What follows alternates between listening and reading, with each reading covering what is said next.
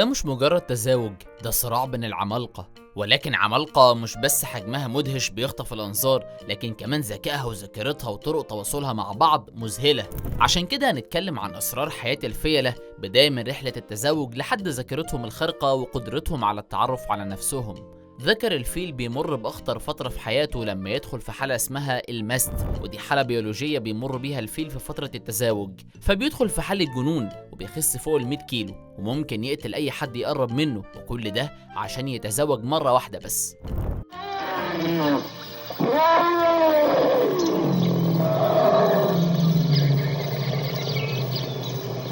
بيسيب القطاع ويمشي لوحده، ممكن يقطع مئات الكيلومترات ويقتل أي ذكر تاني يقرب من الأنثى، وبيحاول يتودد ليها بحركات بالخرطوم، ولو وافقت بيردوا على بعض بالإشارات، وبعدها بيتم التزاوج. بس الأنثى ما بتقولش أيوة في ثانية، لأن قرار التزاوج عندها مش أي كلام.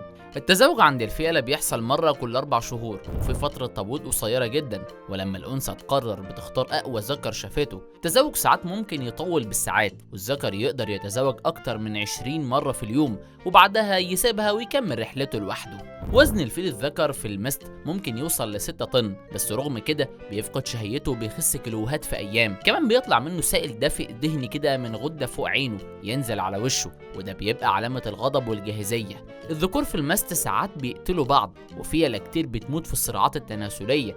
أما الحمل عند الفيلة فمدته 22 شهر، ودي أطول فترة حمل عند أي حيوان بري في العالم. والمولود بيتولد وزنه حوالي 100 كيلو، وبيمشي بعد ساعات قليلة ويرضع سنين، والقطيع كله بيشارك في تربيته. صحيح ان تزاوج الفيلة من اقصى واعنف مراحل التكاثر في الطبيعة، لكن وسط كل العنف والسفر والهرمونات بيجي لحظة حنان بتبدأ فيها اكبر رحلة امومة في العالم. اتكلمنا عن جانب واحد من حياة الفيلة وهو التزاوج، دلوقتي جه الوقت نكشف باقي اسرار حياتهم العجيبة. الناس الفيلة بتعيش في قطيع بيتكون من عدد من الافراد تحت قيادة الانثى الكبيرة فيهم والاكثر خبرة، وبيساعدوا بعض في الاكل ورعاية الفيل الصغير. اما الذكور فبيعيشوا لوحدهم وبيتنقلوا من قطيع للتاني. قطيع الفيلة من اكتر المجتمعات ترابطا في عالم الحيوان، والدليل على كده ان الانثى عمرها ما تسيب القطيع الا لو ماتت او اتقبض عليها من البشر. الذكر بس هو اللي بيسيب القطيع لما يوصل 12 سنة، وساعتها بيعيش مع قطيع عزاب لحد ما ينضج وبعدها يعيش لوحده.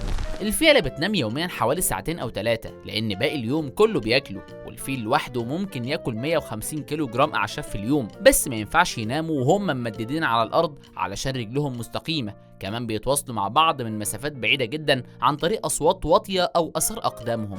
وزي الإنسان اللي بيتولد من غير أسنان، الفيلة كمان بيتولدوا من غير أنياب، بعد كده تطلع له أنياب لبنية، وبعد فترة يستبدلها بالأنياب الدائمة، وبيستخدم أنيابه دي في الحفر ورفع الأشياء التقيلة. واحيانا في طقوس التزاوج ولان اكلهم نباتي اسنانهم بتتاكل بسرعه، وبيكون عندهم من 6 ل 7 مجموعات اسنان طول حياتهم، مش مجموعتين بس زي الانسان.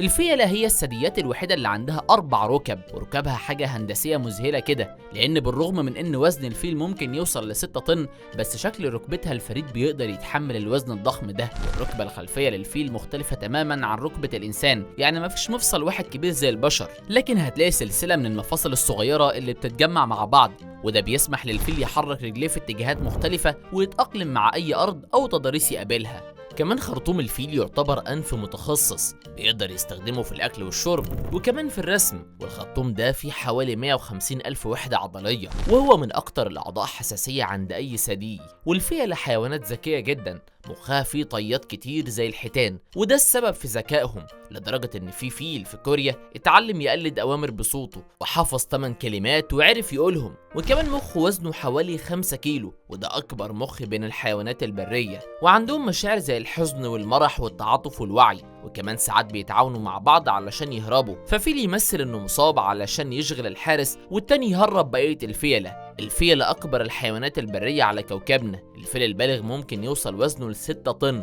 وده بيخليه من أهم وأضخم الثدييات اللي في البرية، وارتفاعه بيوصل ل3 متر. أما الفيل الإفريقي اللي هو أكبر نوع ممكن يوصل طوله ل4 أمتار ووزنه 6 طن كاملين، والذكور بيوصلوا لحجمهم الكامل في سن ما بين 35 ل 40 سنة، يعني بعد نص عمرهم تقريبا، لأن الفيلة في البرية ممكن تعيش لحد 70 سنة. الفيل عنده رجلين كبار عريضة شبه الكفوف، وده بيساعده يتحرك بسهولة في بيئته، وكمان حجمه الكبير بيسمح له يوصل لفروع عالية علشان ياكل منها، أو يشيل جذوع شجر وحجارة تقيلة علشان يبني بيها. وعنده ذاكرة مش طبيعية، بتقدر تفتكر أماكن وأشخاص وحاجات عاشوها زمان كأنها لسه حاصلة دلوقتي، وبيقولوا إن ذاكرتهم ممكن تنافس ذاكرتنا إحنا كبشر، وده في حد ذاته حاجة مدهشة جدا.